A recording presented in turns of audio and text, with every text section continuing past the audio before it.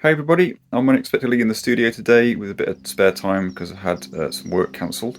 So I thought I'd just have a crack at this, repairing this Kawai K4 that I just recently bought off a good friend, thanks Evan. It's a bit aging, so the buttons aren't working that great. They're usable, but they're a bit unresponsive, and I prefer to be able to just tap them and edit really quickly. So I'm just going to whip all those out and replace them. I've done some of them already. Let me just zoom in and I'll show you what the issue is. So if you're getting this happening with yours, you'll know what it is. So we're on preset 1 at the moment, and you press the 3 button and it's not changing, so you have to squish it a little bit too hard. It should really just be instant like these. Like I've done the system button and the number 1 button, but this hasn't been done, so it's just a little bit too unresponsive. So the only thing you can really do is to take it all to bits, get to the board that's in here with all these buttons on, and replace them. So that's what I'm going to do. I've also got one key right at the top that's a little bit less responsive than the others. The very high C just doesn't quite trigger as nicely as the rest of them, so there's probably a bit of dust or something underneath that, so I'll show you how to get on there and repair those. Also, there's a backup battery in these that might fail over time. That's something I can show you how to get to, because it's just a case of flipping the main board. So I'll show that when we get there. So disconnect it from the power and pop it upside down on a blanket or something just to protect it. There are an annoyingly large number of different types of screw in this keyboard. So these are all machine screws, which have a fine thread on because they're into metal. And these are a coarse one. These are short screws, and the rest are long all around the back. So I'm just going to whip these ones out. You'll need a long shafted screwdriver to get into the ones at the back here, because this kind won't fit. But these are both, well, actually this is a Phillips and this is a Posi, but they both fit. So let's just whip these out. You may be able to just get your fingernails under to lift them out, or you may need a pair of tweezers or something. So these have a very fine thread on them. So I'm just going to take all these out. So these 5 between here and here are short. These are short ones, and the ones from the corners all the way around to here are longer. So just be aware there's 2 different lengths. So I actually decided to leave these screws from here to here in the shell because they're so deep in that it's going to be a pain to get them back in again. They've undone now, so just to be able to take that right off. You'll notice the screws missing from here. This is because those are those long ones from the back shell that go straight through, so we need to pay attention when we put it back together that we do this right. These ones at the back here are also the shorter coarse threaded screws, or at least they are in mine. I think there's a couple of screws missing, so they might have got mixed up, but I can take those out. These are also machine screws, but smaller. So these are a sort of silver coloured, short, fine threaded screw. These across the back, so there's 4 of these. And they've got a little washer on them. So we'll pull those out. Put that out of the way. There's 2 screws I forgot to mention. So if we roll this over carefully, then you can just see there's 2 screws in the MIDI connections around the back, so I won't be able to take this board out until they're out. So take those out as well. So once they're taken out, we can move this board. You don't need to take these 2 screws out, that just holds a piece of plastic in that helps the card go in the back. So we just need to slide this forward and up and over, and then we can roll the board over. And this is the one we need to get to do our switches. So what we need to do is take these screws out, and these are different again. So there's loads of these. These are sort of goldy silver coloured non-machine screw, coarse threaded screw. So all those need to come out. So now we've taken all those out, this will just lift up, and you'll see the little plastic buttons underneath. So be careful because these are loose.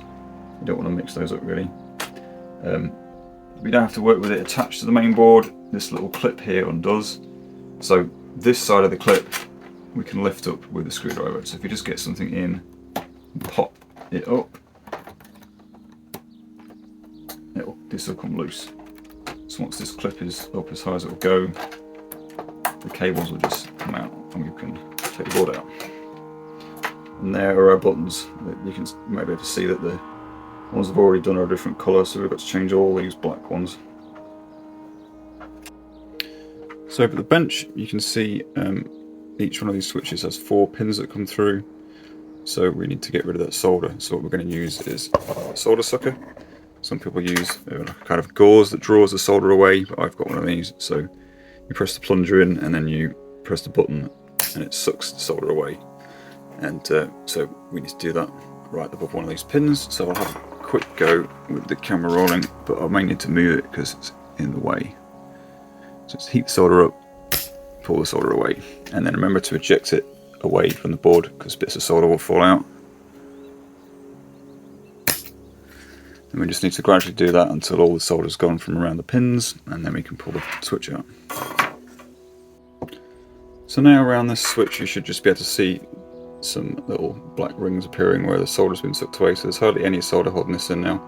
So what we need to do is just to turn it back over. That's my cat scratching the carpet, by the way. Let's just focus if we can. Got my finger on the back of the switch. I'm just going to heat up the rest of the solder and it should just flick. There we go. So that's half the switch. It's pulled out, and then I've just got hold of the switch here. I'm just going to heat it up again, gradually letting it come out of the circuit board. So this is incredibly fiddly, really, and it's going to take a while. Looks like I might have just folded one of the pads over. So that's a dead switch off the board, and then we need to replace it with a fresh one. So get rid of that. Put a new one in. These are 6x6 tactile switches that are 5mm high. So it just pops back through the circuit board. We need to make sure it's nice and flush, because if this is just sitting up ever so slightly, it won't work properly. So right dead against the board, so absolutely no gap whatsoever. Otherwise it's not going to sit properly. And then we just need to resolder those connections. So a bit of fresh solder.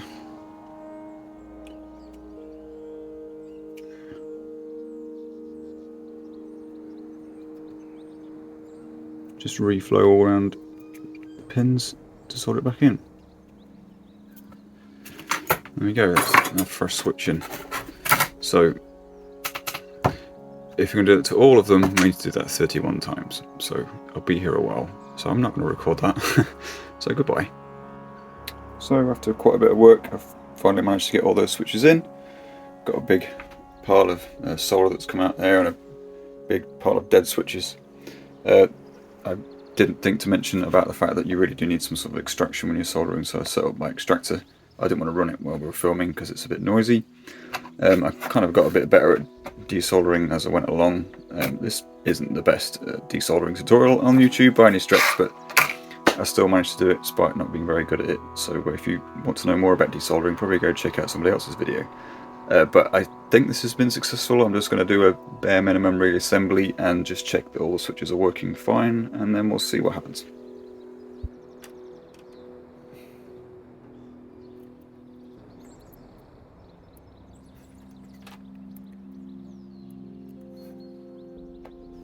So it's actually the following day because I ran out of time, but I've got it all back together, tested it, and everything's working just fine.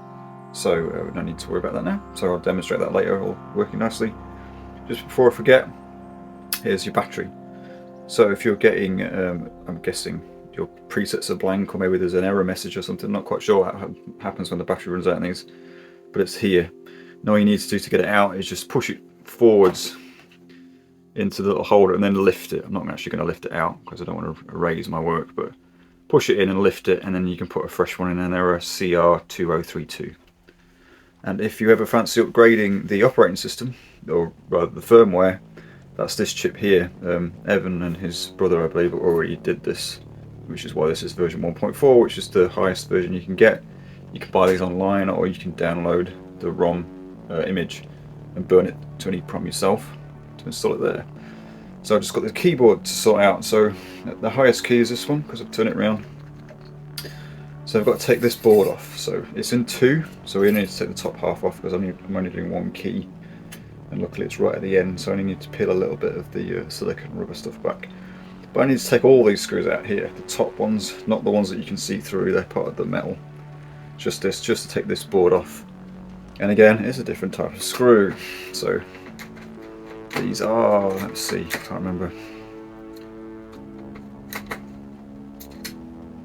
They're a machine screw. So yeah, we've got a sort of gold coloured machine screw.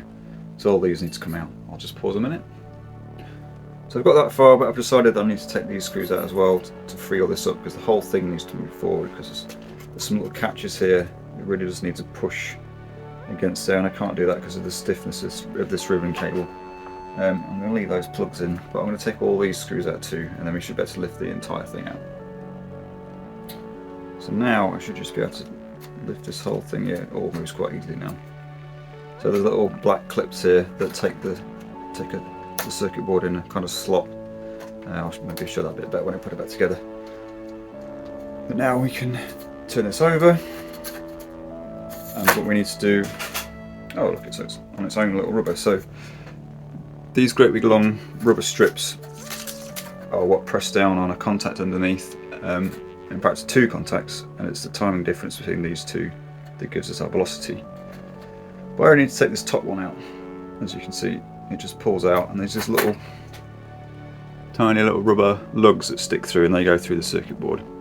So we just need to clean this. The first thing I'm going to do is just literally give it a wipe with a dry cloth. Sometimes it takes a little bit more than that, but hopefully that's all it needs. Just bits of dust and things get under these sometimes. Let's do that while we're here. So like a lint-free cloth would be a good idea. And then I'm going to just see if I can maneuver this a bit.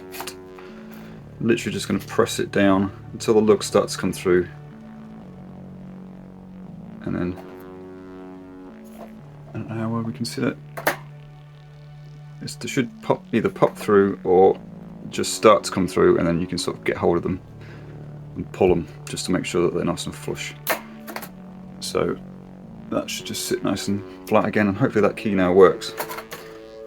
Well, it was working, but it just wasn't very sensitive. So we need to put those back into there. How's that set? Oh yeah, like that, that's one. So the gap between those two boards goes in the gap between those two black things there, and it should just drop in. I'm just going to put that back together again and give it a quick test and see if that's worked. So I've just tested it, and in this case that little wipe was all it needed, and it's working perfectly fine. Although I was showing you how to change the battery earlier on, and I told you I didn't want to take the battery out because it would wipe my presets, and that's exactly what happened. So I just had to restore all the factory presets. I turned it on and it was completely blank, so all the presets sounded like a sine wave organ with loads of reverb on them, and I was really confused. But it's fine now. I've restored those. They're available to download, which is good. So now I've just got to put it back together. So there's one pitfall that you need to avoid, and that is the placement of the screws that go in this back part here. So actually the first thing we've got to do is put this shield on, and we need to put all the threaded screws back in here. So we'll just do that first. So if we drop this on, we can see we've got screws here, here, here, and no, not that one, these three. So we don't want to put our other screws through these holes, because that's where these go. It's just these two. The short, coarse threaded screws go in there, and then the rest it's pretty simple. It's just a reverse of what we did when we took it to bits. So it's all back together, and these buttons are working lovely now. It's a lot easier than it was before. No longer have to squish them into the circuit board to get them to respond. And if I zoom out a bit, I know I completely forgot to demo when it wasn't working properly, but we now have a nice velocity sensitive top key, whereas it was a bit dead before. It just didn't feel like it was responding properly. So that is it.